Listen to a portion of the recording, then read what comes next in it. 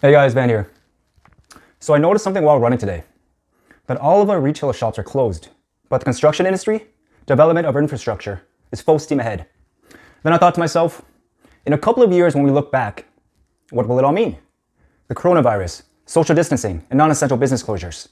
And I think I put my finger on the pulse. I'll be speaking in a metaphorical tongue, because it's the only way I know how to convey an idea this complex.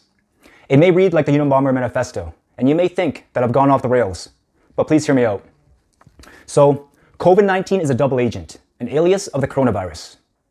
On the one hand, it's a disease, but on another, it's a catalyst for a cultural movement that's cracking down on consumerism. Our politicians are doing a nationwide purge of this virus that has consumed Western culture. We're starving it at the very source, starting with the non-essentials. Many retailers will not survive this purge. Like the flood story in Genesis, it's every man for himself, and the devil take the hindmost. Don't you get it?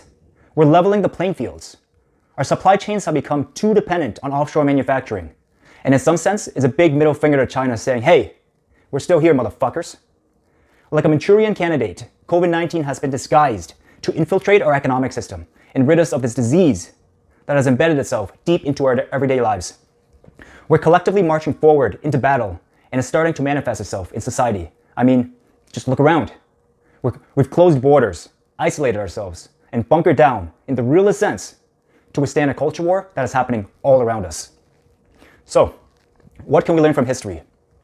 We had SARS, H1N1, and Ebola in recent history and largely ignored it. There have been people talking about the next big pandemic for decades. We've had plenty of time to prepare, but we didn't. After the war, we realized how good we had it. It caused us to buy even more out of fear of a time we can't do so again, furthering the consumption problem. The same things were said about the Great Recession. We'll buy less. We'll rediscover the things that really matter, the little things, and realize that less really is more. How did that work out? We make promises to wake up every morning to work out for an hour, and 2 weeks later, we're back to where we were. We are wired to see immediate threats and don't want to look at the future. That's why immediate gratification is so appealing. But the irony is that excess consumption has made people less happy. Perhaps a few people watching will consider a better stocked pantry, keep a veggie garden, have a few chickens, and become more self-reliant. But if history repeats itself, then as a whole, society will go largely unchanged. In a generation or two, it'll be mostly forgotten. Take, for example, the Hong Kong flu of '68 that killed an estimated 1 million people that you never hear about in the history books. A post-COVID world. Things will change though. Big events like this always lead to changes, but we won't be able to see it until well after. The mistake arises when we try to predict the future in being overly optimistic or overly pessimistic about it all. It will be a 9/11 level change. There's going to be a massive amount of pressure to look at how people move around the world and what they're carrying with them to foreign lands. There will be similar amount of suspicion on travelers from Asia as there were on Middle Eastern and Muslim countries. If anything good comes from this, then this right here is it. 1. Revival of the family. 2. Debate on the importance of homeland manufacturing. 3. Debate on the importance of homeland security and maintaining borders. 4. Debate on the advantages and disadvantages of globalism. 5. Goods produced in the US, Canada, and Mexico as opposed to China and India. And 6. Virus and disease testing will get better. Things will be safer overall, but at what cost? 1. Watching as corporations rush in to take advantage of a crisis. 2. Noticing that our politicians on both sides are still playing games. 3. Seeing how quickly we panicked and gave away freedom for security. 4. The East-West divide will grow even greater. And 5. Society enters a 1984 Brave New World type scenario. Maybe we'll move towards a world where cash is a thing of the past. Or maybe universal basic income is the order of the day. We'll just have to wait and see. One thing is for certain. Change doesn't wait for people to agree.